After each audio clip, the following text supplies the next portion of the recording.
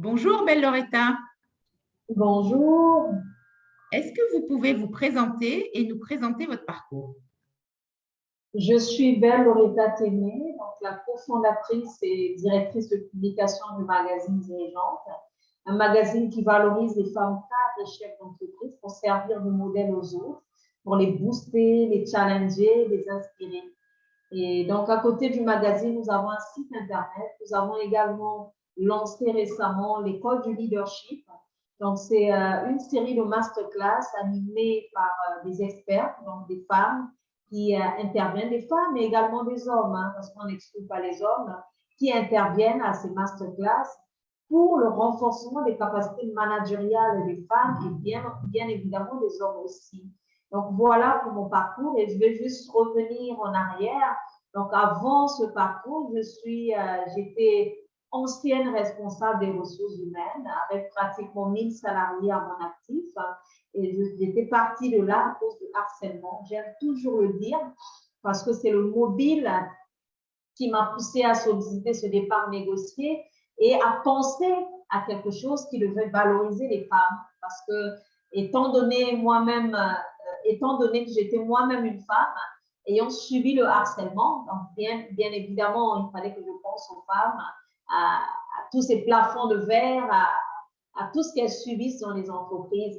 Et donc, à travers le magazine, c'était une façon de dire aux femmes de ne pas baisser les bras, de suivre ces modèles qui excellent et d'aller de l'avant. Donc, voilà pour mon parcours. Est-ce que vous pouvez nous dire comment vous travaillez sur la question de l'égalité femmes-hommes, bien que vous ayez déjà commencé à nous en faire part?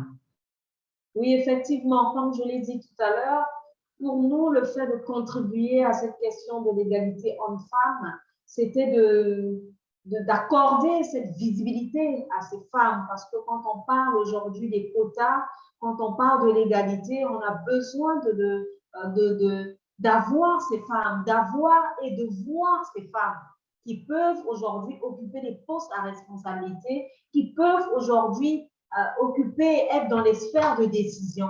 Et donc, il fallait sortir ces femmes, les mettre en lumière. Et c'est ce travail que nous faisons à travers le magazine Dirigeante, parler de ces femmes, de leur parcours, faire valoir leurs compétences pour qu'elles soient détectées. Pourquoi pas? Pour qu'elles occupent ces postes à responsabilité et pour qu'elles soient dans ces sphères de décision. Donc, voilà le travail que nous faisons à travers le magazine Dirigeante. Maintenant, j'ajouterais aussi pour l'école du leadership, effectivement, quand on parle de la question de l'égalité homme-femme, on a besoin aussi des femmes qui sont compétentes. Parce que quoi qu'il en soit, même quand on parle de quotas, c'est pour prendre des femmes qui sont compétentes et de leur donner la possibilité d'occuper des postes à responsabilité. Donc, à travers l'école du leadership, c'est de leur donner des capacités, de renforcer leurs capacités managériales pour qu'elles soient aptes à occuper ces postes à responsabilité. Belle Loretta, si vous aviez une baguette magique, quelle serait la première chose que vous mettriez en place pour faire bouger les lignes entre les hommes et les femmes? Pour faire bouger les lignes entre les hommes et les femmes, bien évidemment, c'est de mettre en place des lois.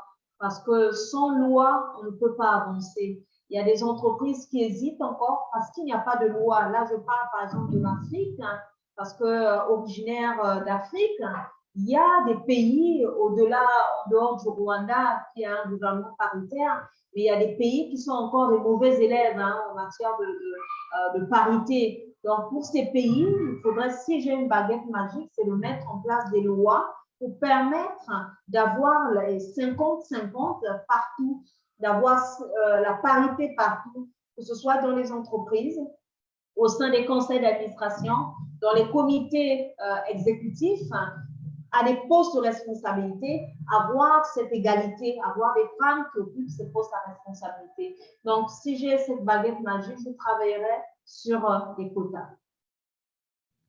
Et enfin, pour finir, quelle est la femme qui vous inspire?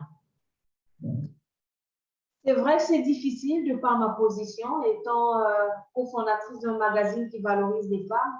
J'avoue que chacune d'elles a une particularité qui m'inspire. Chaque jour, c'est vraiment de l'inspiration. Je suis la première hein, à recevoir de ces femmes que j'interviewe au quotidien. Elles m'inspirent toutes, elles m'inspirent. Maintenant, j'ai une dame qui m'inspire, c'est Oprah Winfrey, par rapport à sa capacité de résilience. Parce que c'est une femme, malgré ce qu'elle a subi, elle n'a pas baissé les bras. Elle m'inspire beaucoup parce que quand je regarde mon parcours, j'ai eu à rencontrer beaucoup de difficultés, notamment aussi des difficultés de santé. Et jusqu'aujourd'hui, je me dis, je ne baisse pas les bras, il faudra que je fonce. Comme Oprah, cette femme forte, cette femme qui n'a pas baissé les bras malgré la difficulté, malgré ce qu'elle a subi. Effectivement, c'est une femme qui m'inspire beaucoup. Merci beaucoup, belle Loretta. Merci à vous pour l'occasion. Merci beaucoup. Merci.